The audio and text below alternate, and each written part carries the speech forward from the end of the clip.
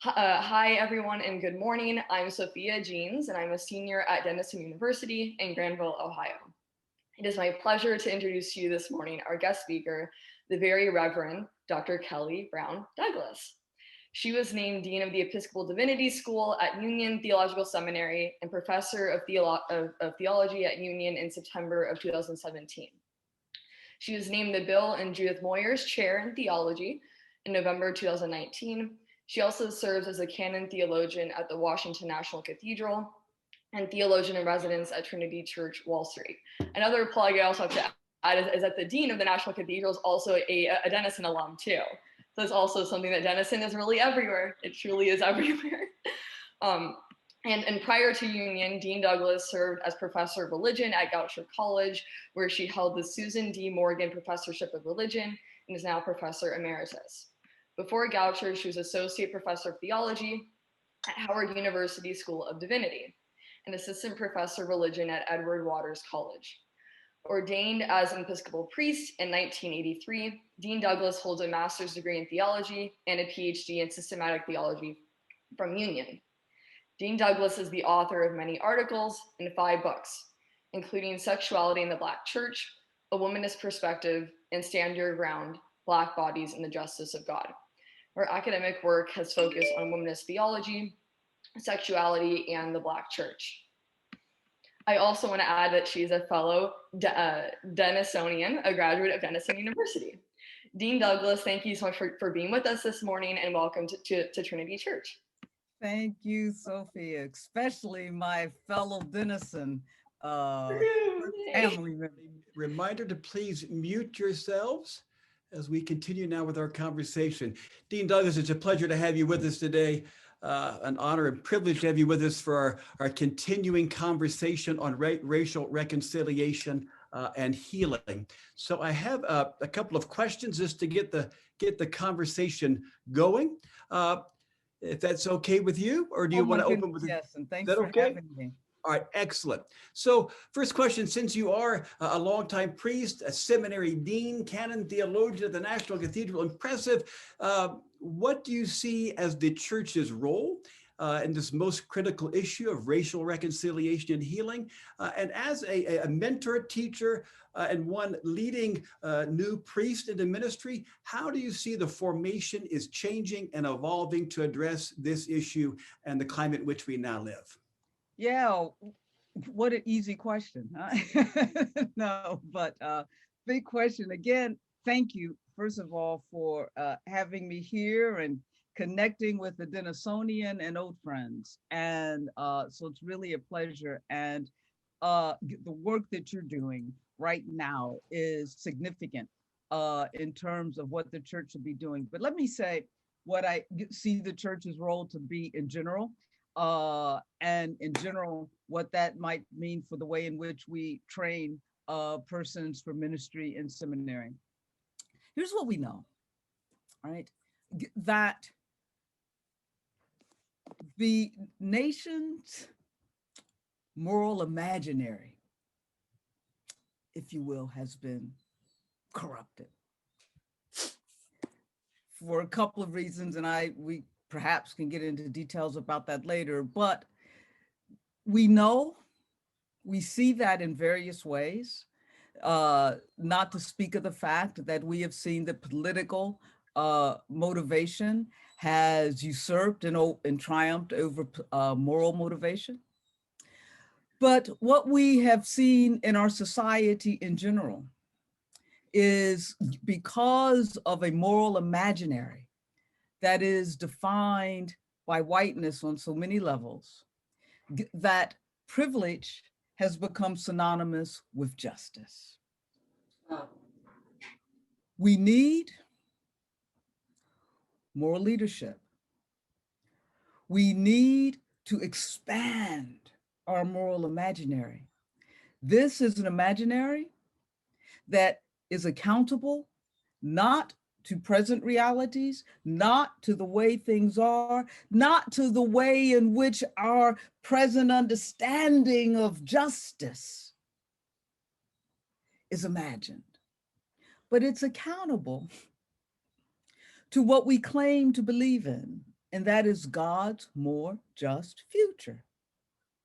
Now, this is a future, in short, where the sacred humanity, the sacredness of everyone's creation is respected, right? Again, we can talk about what that looks like later. So for faith leaders and for the church, what it means to be people of faith, what it means to aspire to be church. Some of you have heard me say before, because I believe it, to call ourselves churches is an aspiration that we have to live into. For what it means to aspire to be church is that automatically, by definition, we are accountable to the God's just future and not to the way things are or the way in which our present realities define justice. We are accountable to something beyond ourselves, to God's promise. That means that's what the church then must bring to the public square, right? And it expands our moral imaginary of what is possible. So, we cannot fit, we're talking about racial justice, our current moral imaginary, the wineskins of where we are, cannot imagine in a reality where Black lives really matter. That's the role of the church. That's the role of faith leaders, to hold us accountable to a different kind of future, God's future. So what does this mean in our theological training and ministerial formation and what we do at seminaries? The Latin word for seminary is sort of seedbed. What are we a seedbed for? We're a seedbed for God's more just future. So we have to plant the seeds to get there. We got to get people on the ark. And in short, this means that social justice, as some have heard me say before, should not be treated as the add-on. It is the daggone gospel. And so that what we do in theological and seminary education is that we build, the theological and spiritual foundation for helping those who are moving into ministry, whatever their ministries may look like, to understand that if indeed they claim to be people of faith, if indeed they claim to be a part of a faith tradition that has a crucified Jesus at its center, then they must understand that social justice is indeed the center of that call. And so from there, it's easy to say that and not begin to help students to understand how to put that in place. And we can even talk about that if you'd like, but that's the foundation from which we must start. That social justice is indeed the gospel, because really what faith is partnering with God in mending the earth on the way to God's more just future. That's what we have to help those who are going into ministry to understand. And then understand that it's not the add-on, that's who you are. I like to say Jesus didn't end up on the cross because he prayed too much. Maybe because he prayed, he was able to take up the cross, but it wasn't because he prayed that he ended up on the cross. So we've got to help people we train to understand that, and that will help us to change the understanding of what it means to be church and not simply a social institution that happens to be religious, so that we have to begin to train our students to aspire toward being church, which is to aspire toward God's more just future. Good answer. Holy cow. That's enough to chew on for a long, long time. So kind of following on that, when you mentioned social justice being not an add-on, but the core to what we do in the core of the gospel message, one thing that as a priest I'll hear, and others I think do, we often hear things like, listen, Padre, just stick to Jesus and leave the politics out of the church, because when you speak social justice, they hear politics. So what is, I think there's definitely a role and a critical role to speak into issues such as systemic racism, economic disparity, healthcare, mass incarceration, immigration, sexuality and gender identity, all of these things that talk about living the fullness of our belovedness as community. So what do we do in those cases? Because a lot of folks say, you're meddling now. Just stop meddling and get back to Jesus. Yeah, so what I would say to them is, yeah, let's stick to Jesus. That do be the point. Look, again, I'll go back. It's not accidental that our presiding bishop called us into the Jesus movement. And some folks will say, well, what were you Episcopalians doing all along? And that is the question, right? And so here's the thing about the Jesus movement. It goes back to something that I just said. Jesus moved, if we will, from Galilee through the daggone cross. Right? And again, he didn't get on the cross because he was meditating and praying too much, or because he was turning water into wine, or because he was having Holy Communion. That didn't get him to the cross. Jesus got to the cross because he indeed reflected, embodied in a perfect way what it meant to live as if God's more just future was now, right? He lived as if that were the case, and he showed us the way to get there. That means that he spoke over and against, stood over and against that which was a barrier to that more just future, that which separated us from that more just future, that would be sin.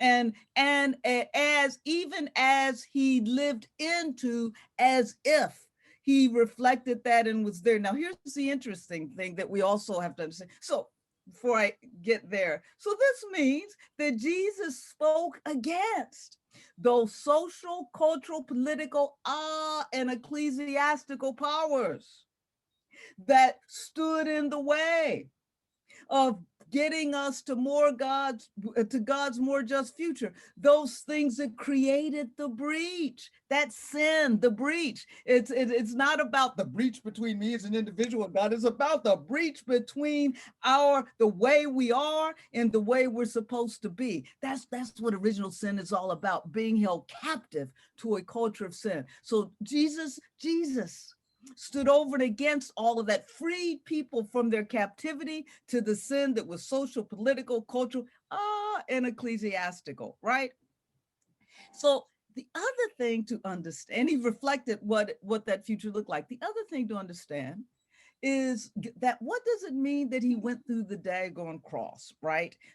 That he was crucified was, of course, indicative of the powers coming to be to say, no, we like things where they are, that they crucified him. But also the fact that he was crucified also reveals his utter solidarity with the crucified classes of people of his day. Right? His utter solidarity with those who suffered and were trapped in the crucifying realities of their time, those realities that promised them death, not life.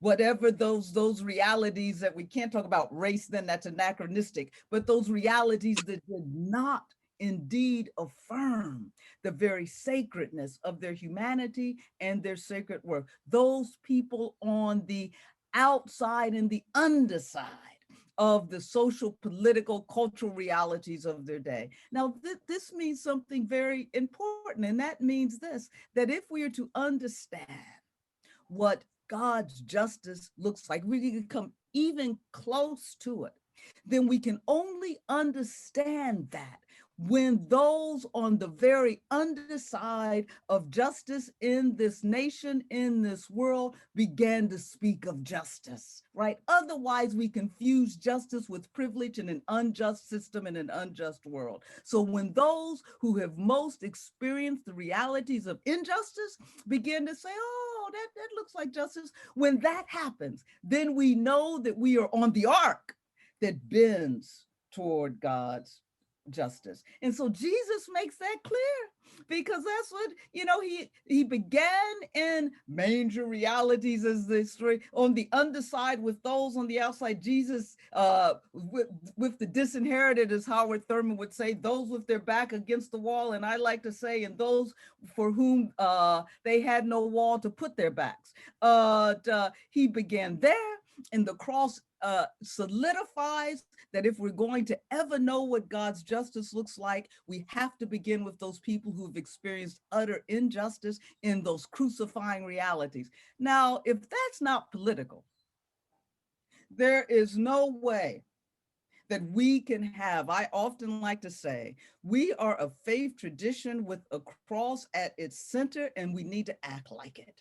And there is no way we can move through this world and try to move us toward God's more just kingdom or future without, in fact, speaking against those things that act as barriers to get there. To not do that is to sustain an unjust status quo. And what it also means is that to not do that, we have chosen not to be on that arc, that moral arc that bends toward justice. And we've chosen not to be church, by the way. With that, you spoke of speaking of justice and being part of that. And so it leads me to another question of I feel as if I put myself in this camp, okay? Like I use my mouth a lot for a living. I do a lot of talking. I talk a lot more than I often should, right? But when I get done talking, I go, job done. I spoke of justice, right? So I think there are a lot of well-intentioned white folks. I consider myself a well-intentioned white folk, and that can lead us to all sorts of trouble. And liberal folks that feel as if we're all on board. We're all about social justice, all about that arc, all about making it happen.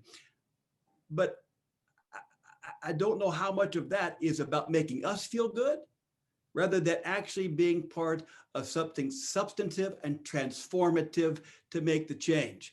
I forgot where I read it, if it was in Isabel Wilkerson's book or another that talked about some of the folks that are getting most in the way are well-intentioned liberals, right? So how do we make that step and go, okay, well-intentioned is great, but that's not enough, not enough. Well, as King said, there's nothing like good white Christians. And of course, he was talking about those good white Christians who really are the ones and that get in the way. And so here's the thing. Here's what we need to know. That, first of all, you're all out white supremacists, okay, at least I know where they're coming from. I know where to deal with them. But what we find with quote unquote good white Christians, boy, they get you when you least expect it. but maybe not. Because let's be clear, here's what we know. We often talk about the fact that in 2016 election, over 80% of white evangelical Protestants voted for the vision to make America great again. What we don't talk about is that over 50% of non-evangelical white Protestants also voted for that vision. That 60% of white Catholics voted for that vision. Now, while people of color knew what that vision meant the moment its architect uttered those words, one cannot say they didn't know what it meant by the time we got to election time, November election in 2016. It was clear that this was a vision that was bigoted, xenophobic, white supremacist, heterosexist vision. It was clear that it was a vision that was an anathema to the just future that we claim as followers of Jesus to believe in. Yet the majority of white Christian America supported that vision. Forget the evangelicals, the majority of white Christian America supported that vision. Now, for one says, well, you know, that was a fluke, or we were voting for whatever you claimed that you were voting for. The point of the matter is that it was a privilege to be able to say, well, you know, I forget the other stuff. This is with some little issue that you were voting for. You voted for a vision that was a sinful vision, if we are to understand what sin is. Now, this wasn't a one-off, because what we've also found from both Pew and PRRI studies is that the majority of white Christian America supports immigrationist bans and building the wall. The majority of white Christian America believes that, in fact, Black people make too big a thing about racism, and that Black people's inequalities and inequities in this society have nothing to do with the legacy of slavery, and put the blame on, you know, Black people, no role models, you lazy, all that kind of stuff. We also found that it's also been shown that the majority of white Christian America believes, in fact, that fatal police brutalities against Black bodies is not systemic, but is incidental, right? So what we find is that the majority of white Christian America is supporting policies that in fact sustain white supremacy. These are good white Christians, right? And we've also, the PPRI has also found that these very people who support these things claim to be anti-racist. Something's going on here. And what we also find is that the more white folks go to church, guess what? The more likely they are to support those policies. Now, if you don't believe me, this is what Robbie Jones makes clear. He brings all these studies together in his book, White Too Long, right? And so to the point that Robbie Jones says, if you looking for someone to support a white supremacist cause on a Sunday morning, it's better to go to a parking lot of a white church than it is to go to your local coffee shop, right? And so what is this that is creating, right? This sinful, toxic white supremacist kind of nexus that good white, these aren't the people that are going to be storming the Capitol. These are, as you said, so do your good white Christians that'll tell you in a minute, oh, I'm anti-racist. They might even have a Black Lives Matter sign in there. You probably do. But what we have to do is, and it's, I just finished a manuscript that talks about what it is about Christianity, but what we have to do is begin to really step back, look critically at what it means to be white in America. And to begin, and this is what you can do in white churches, to begin to name that. James Baldwin says that, you know, he tells us that he asked the question about the price of the ticket. What is the price of the ticket? His original question is, what's the price of the ticket to be Black in America? He said, in order to answer that question, one has to answer a previous question. What is the price of the ticket to be white in America? White people need to ask that question. What is the price of the ticket? And it's your humanity to be white in America. It's giving up what it means for you to be a sacred child of God and living into that image of what it means that you are a sacred child of God. That's a fact. That you act like it, not so much a fact. You have to name that. And you have to do the kind of, can we use this theological language, this kind of kenosis, this kind of self-emptying, this kind of letting go at every turn of whiteness and understanding how white knowing has shaped your reality. We talk about the legacy of slavery that is a material, political, cultural legacy. We do not talk about the legacy of slavery that is conceptual, that is epistemological, that allows people to think that the only way to know is a white way of knowing. I call it social, cultural, epistemological privilege. We have to name that. and the way in which our churches sustain that liturgically and ritualistically and otherwise. And let's give one quick example, then I'll get shut up on this, because we're also talking about white supremacy and we're also talking about anti-Blackness. What's going on in our churches that sustain this and don't allow people to sort of interrogate what's going on? First of all, and as I always say, if you want people to believe that other bodies other than white bodies are sacred bodies, and you need to have religious iconography in your church to suggest that other bodies show forth the sacred image that is God. So Black Jesuses are not just important in Black congregations. They're as important, if not more so, in white congregations, right? We also have to interrogate some of the things that we hear in our liturgy. For instance, we have to interrogate, I grew up and it's singing that stupid song, Ferris Lord Jesus. Really?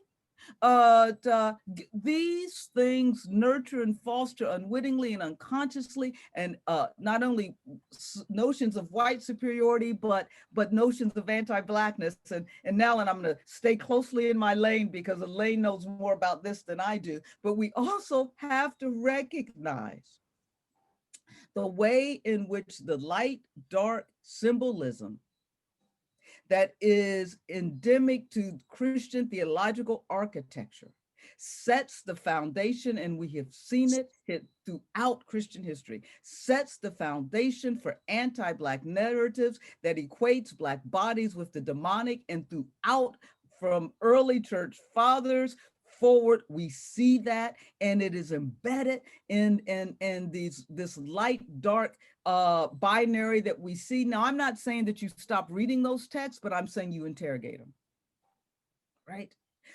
Because when we don't, we are providing theological legitimation that unconsciously becomes a part of our knowing.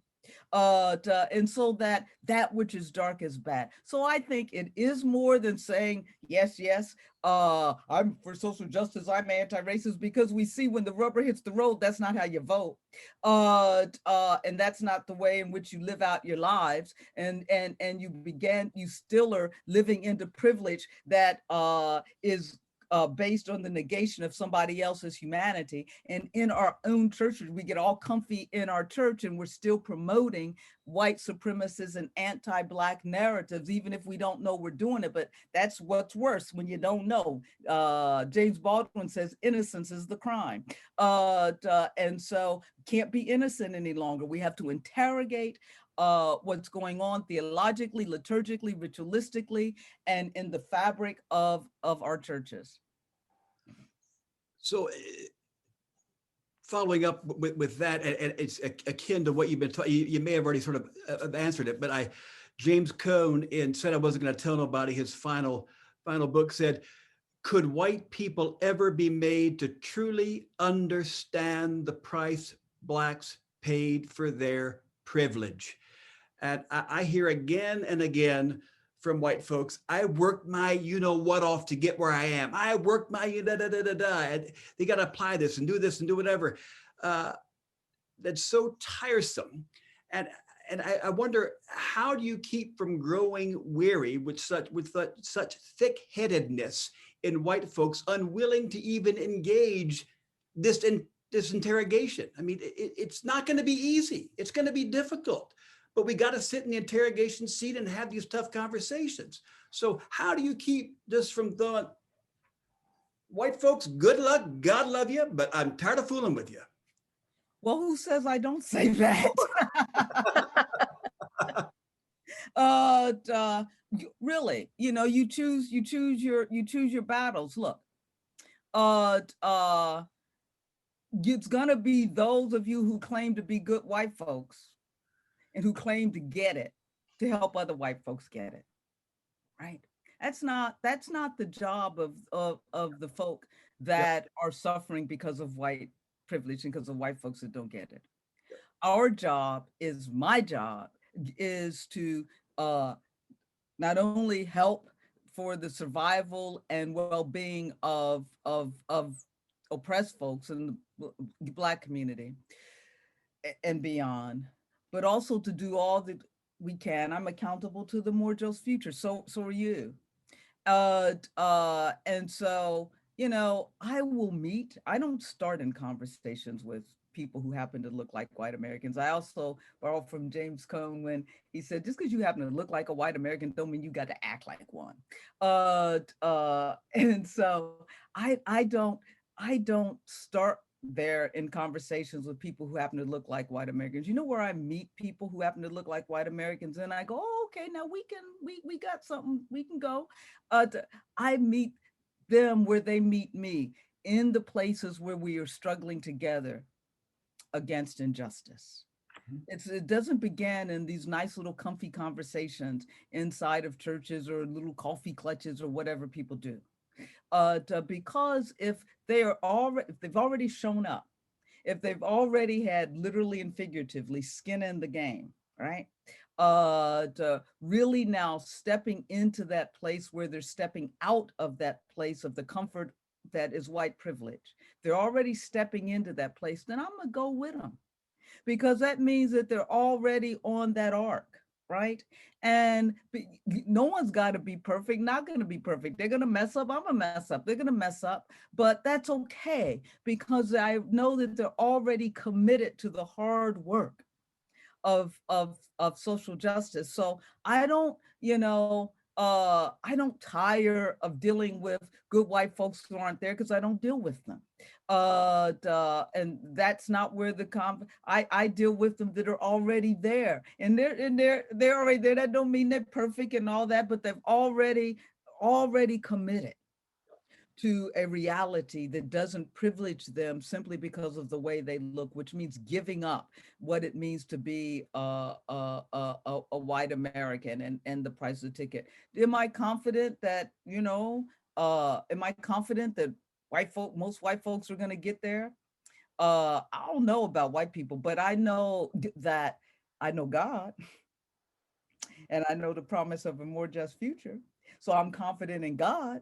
And so, I don't know about white people, they can get on board or not get on board, but I'm confident about our future, because as long as there's a God,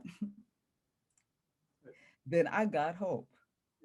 And I know there's a God, and it's the God that some have heard me say before, the God that my enslaved forebears believed in. My great grandmother, whom I knew, her name was, we called her Mama Mary. She was born into slavery. She died maybe when I was around 6 or 7 years old. Every time I think of Mama Mary, I think of those people who were born into slavery, died in slavery, never ever breathed a free breath, and never ever dreamt that they would breathe a free breath.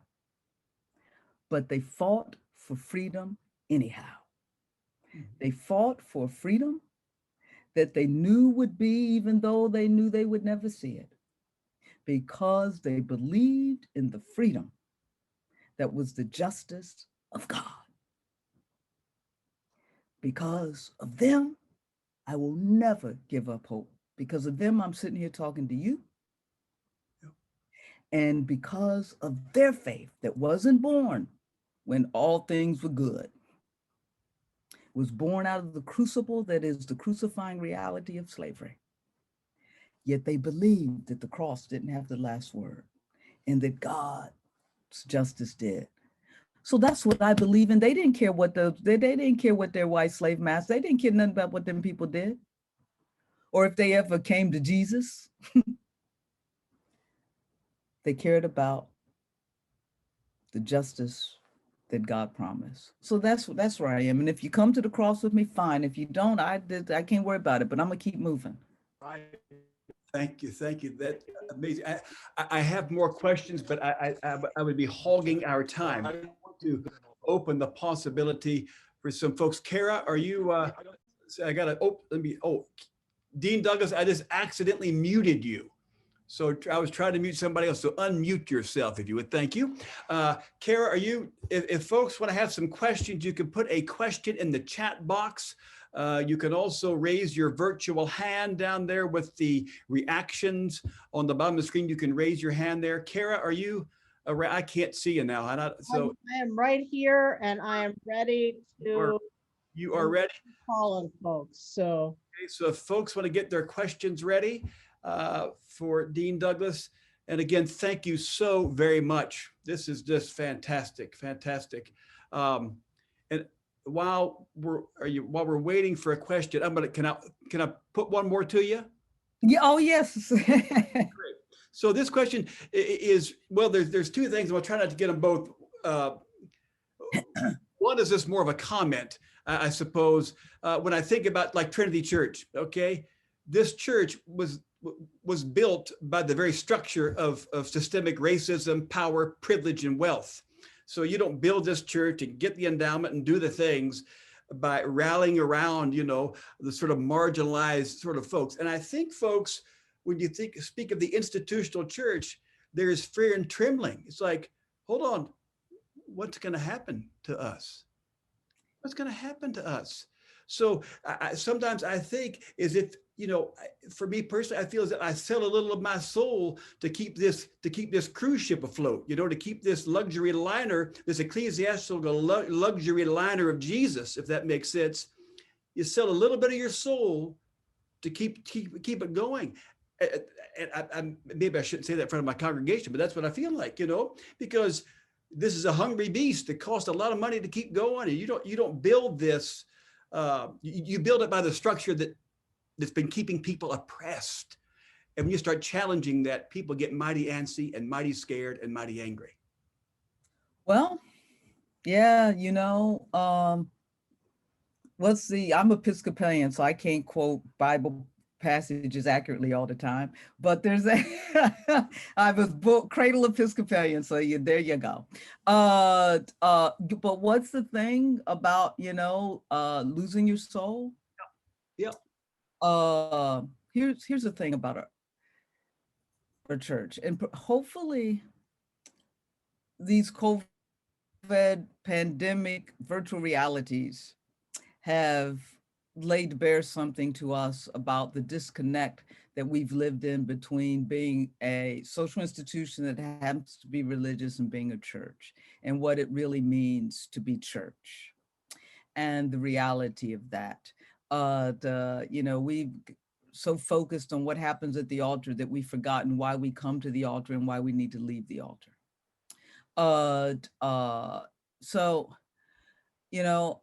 The other thing to recognize, we talk about the way in which COVID laid bare for some, didn't lay bare for those people who suffered from the realities of white supremacy, but laid bare the inequities in this society and the convergence of two pandemics.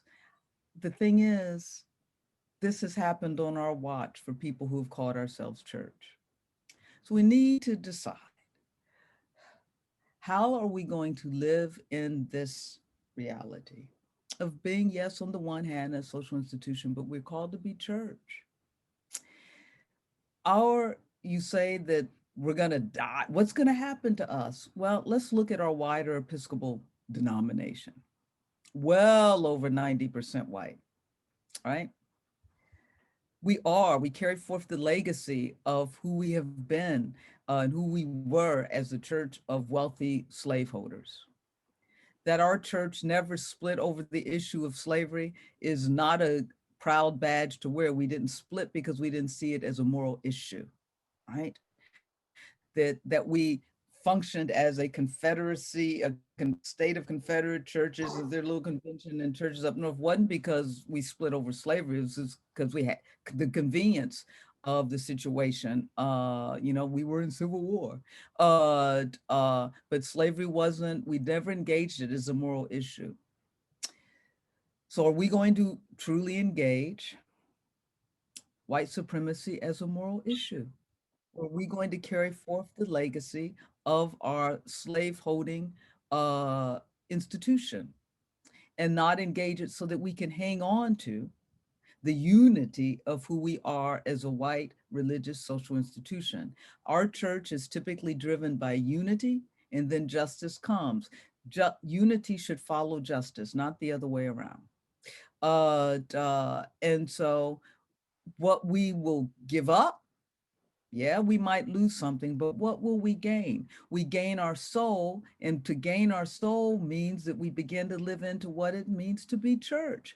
And here's the thing, and you're right about this. You know, we try this, people calling for reparations, and I believe in reparations, but here's what I know the church has to do, because reparations so easily become a salve for white guilt, and oh, now we've done it. Now my conscience is fulfilled. I've gone into the little booth and confessed my sins and paid my penance for doing that.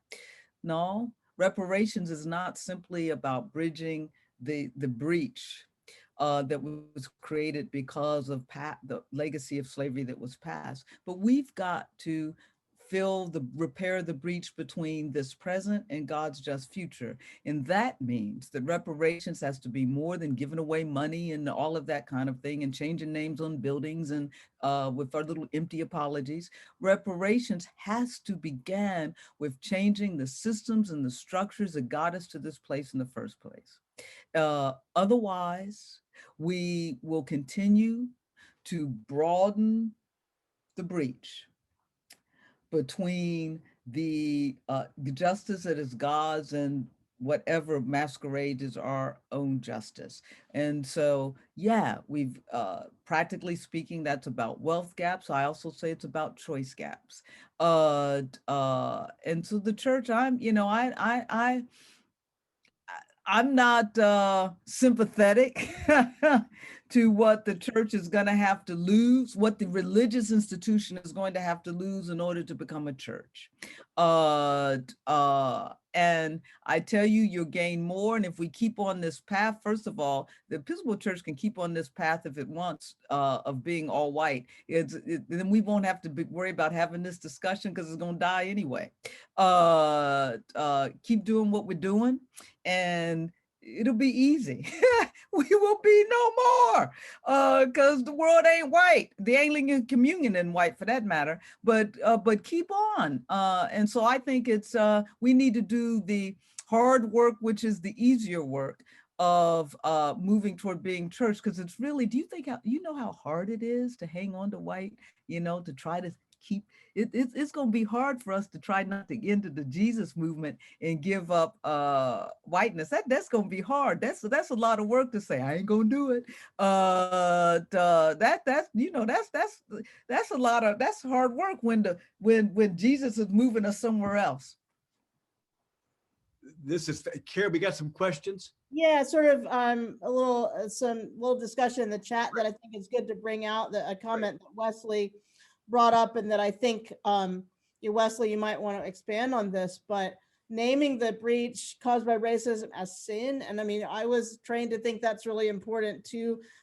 This is not something that's solved by increasing awareness, right? We can't aware ourselves out of it. So Wesley, you want to say a little bit more about that, or maybe invite Dean Douglas to say more about it? Wesley is one of our seminary students.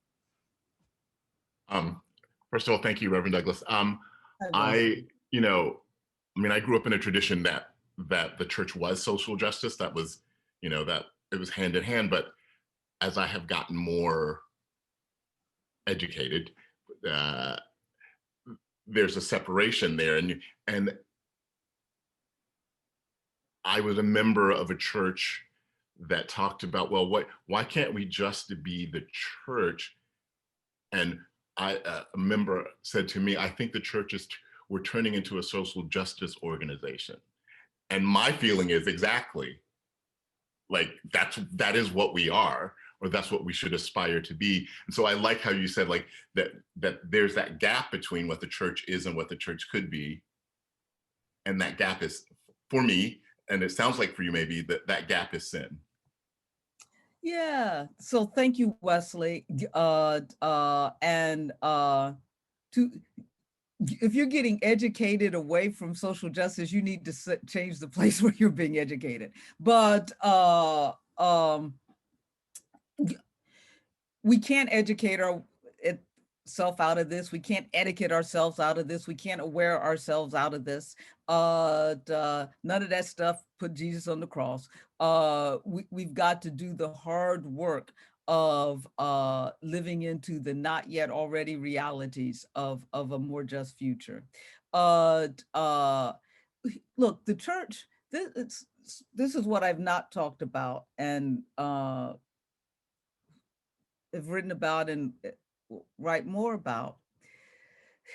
The problem, this is a long problem, particularly that moves through Protestantism in our church, this focus on individual sin and individual salvation, this focus that takes us away from the recognition of social sin.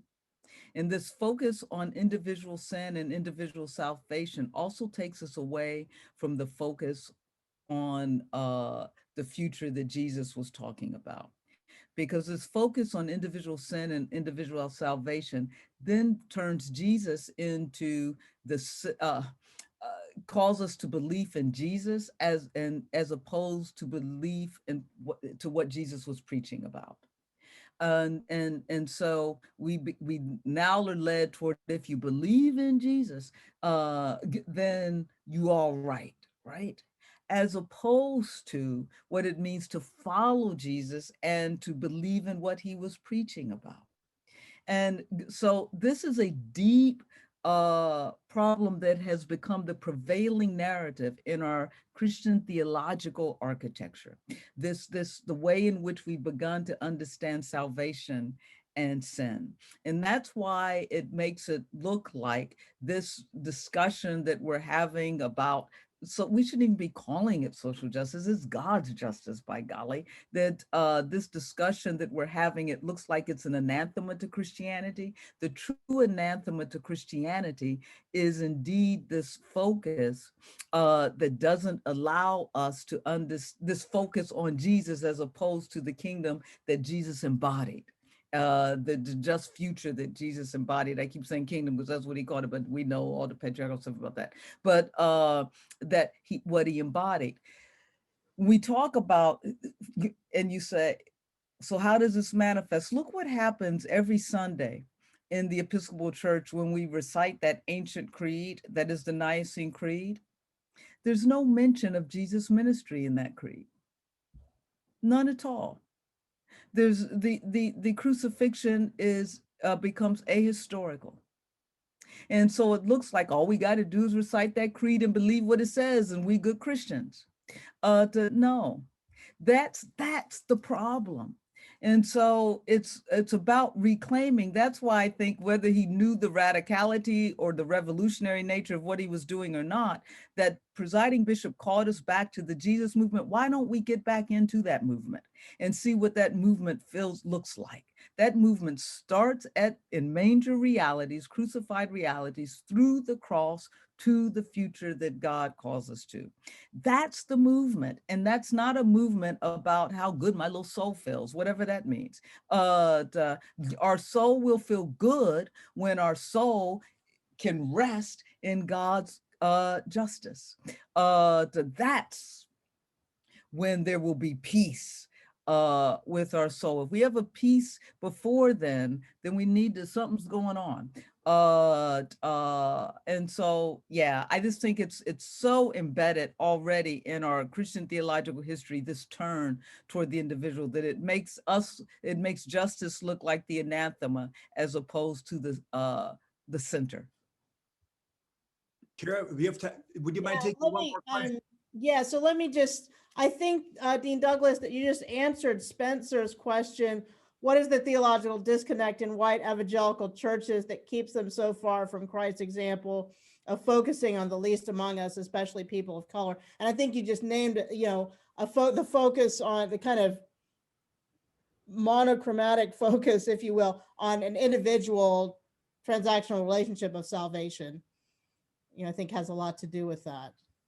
Yeah, and I just put up the chat, and I noticed Dr. Pagels, Elaine Pagels said what makes us right how we, and I think that's right, that and Elaine, if I'm not understanding this right, come in. We come in with this static identity that we feel like we have to hold on to. And as opposed to, you know, the only identity that we have to not simply hold on to, but grow into is what it means to be a sacred child of God, which all of us are. But all of us, that identity is not respected for some, and for others, you know, it's the sin of being more than that. As my younger sister likes to say, we are all dressed up dirt, and that's pretty darn good. But folk who happen to look like white Americans and others try to act like they more than that. So I borrow from Paul Tillich when he talks about the courage to be, and I use that phrase, the courage to be, by saying we have to have the courage to be ourselves. And to be ourselves is to be nothing more and nothing less than the sacred children of God that we are. And we have to create a world so that everybody can be that and only that, for those who try to be more. And so I think when we come in, if I'm with these other constructs of our identity that are social constructs that we try to hold on to, it's getting in the way of us being who we are. James Baldwin says that the humanity of those people who of white people is more at stake than the humanity of those people than Black people, because white people don't even know that their humanity is at stake. And so they confuse their sacred humanity with all the privileges of whiteness, and there they are. And so I agree that if I'm getting it right, that we identify who we are before, you know, and that becomes static, and we got to get on the arc. Elaine, say more. Just a quick comment. I mean, talking about social identity is very important, obviously. But when you spoke about your great grandmother and about James Cone, for me, it was not wanting, I mean, somebody says, what keeps people from identifying with people, you know, who suffer? Feeling the pain, then the vulnerability, and not wanting to, well, that's not me. That I don't want to be there. I mean, crucifixion is horrible, really. And you don't want to see yourselves as someone that vulnerable. I mean, I found a tremendous resistance. No, that's not me. That's right. And that's almost the first step before anything cognitive, and even before action, is an emotional recognition that I don't want to see myself that way. It's too painful.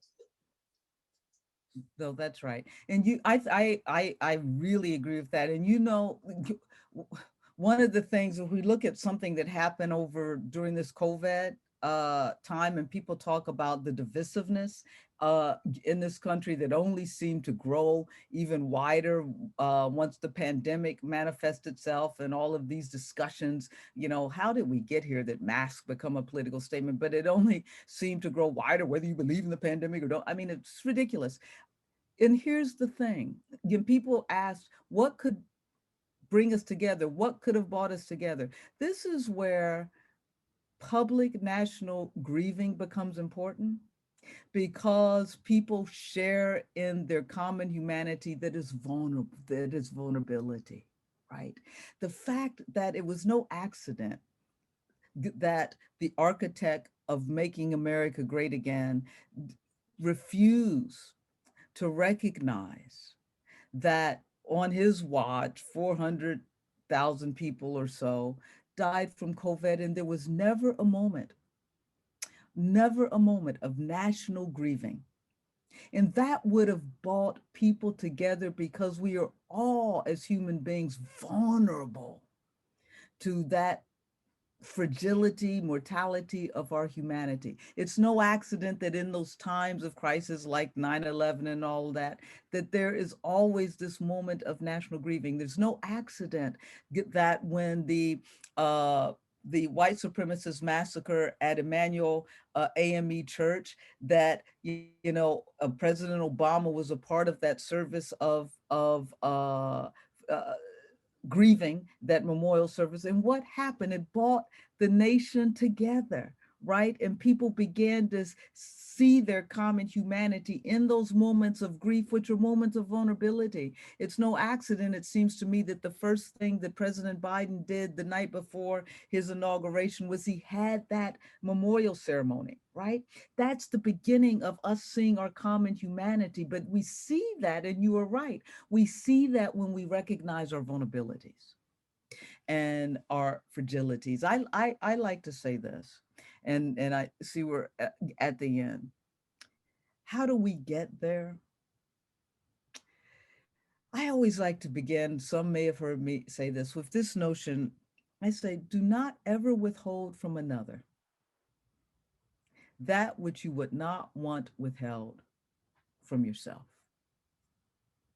Do you want, if you ask people, do you want a decent home to live in? Ain't nobody gonna say they don't. Then don't withhold it from another. Do you want enough food on your table to eat? Don't withhold it from another. Do you want health care? Because not to have these things, that's our source of, then don't withhold it from another. Do you want to feel safe when you walk out of your house and on the street, just going about the business of being human and not having to worry about someone thinking that you're getting ready to do something? Then don't withhold it from another. And if you can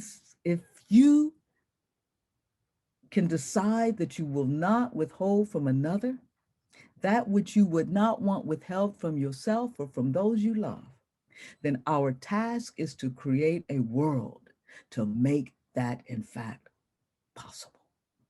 That we never withhold from another that which we would not want withheld from ourselves. Dean Douglas, this has been fantastic. Thank you so very, very much. And it's been inspirational. It's been food for the soul. I feel like I've been to a soul workout. I feel like I've been to the gym and you give me a workout, and a good one. And I think there might be a few sore, soulful muscles that have got to be worked out. Some work's got to be done. So thank you so much for your truthful words, for your passion, for your honesty, for your faithfulness to the gospel and to the work of Christ in our world. And I do hope that now that we're sort of on your radar, not that we weren't, I hope we stay there. And I hope you'll be, again, come and visit us at Trinity Church, because we would love to have you again in our presence when we're together, face to face, soul to soul, in worship space together to praise our God and go to our Lord's table together as God's beloved. So I hope we can sort of get you to come back. I'd like that. Well, I would love that. It would be a privilege. Thank you for having me. Thank you for the work you're doing, and keep doing the work. As I like to say, stay on the arc that bends toward God's justice. And so thank you. And I wish each and every one of you a blessed and holy Lent. So I'm going to give a quick, stay safe and stay well. I'm going to give a quick word about next week. And then would you mind closing us with a prayer? I know we're over time just a wee bit. I'm sorry. Okay, next week we have one of our neighbors here, the Reverend M. William Howard will be our speaker next week. He's an American cleric, former college president, community and business leader, known for his involvement in international affairs, especially within the Middle East and Southern Africa. He was pastor at Bethany Baptist Church in Newark until 2015. He sent me one of his latest book. It's Black, Not Dutch: The Reformed Church and America's Response to the Black Manifesto. So Reverend Howard will be here with us next week. I encourage you to join us for that conversation. Please remember, this is recorded. We will take this and post this on the website and other places for you to view. At a later date, we'll need to reabsorb this and pass it on to family and friends. So peace and blessings to all you dear friends. Dean Douglas, if you'd close us with a word of prayer blessing, we'd be most grateful. Yes, indeed. Let us pray, and we'll pray the prayer of that has been attributed to Saint Francis. Almighty God, we ask that you would make us instruments of your peace. Where there is hatred, let us sow love. Where there is despair, hope. Where there is doubt, faith. Where there is darkness, light. Where there is sadness, joy.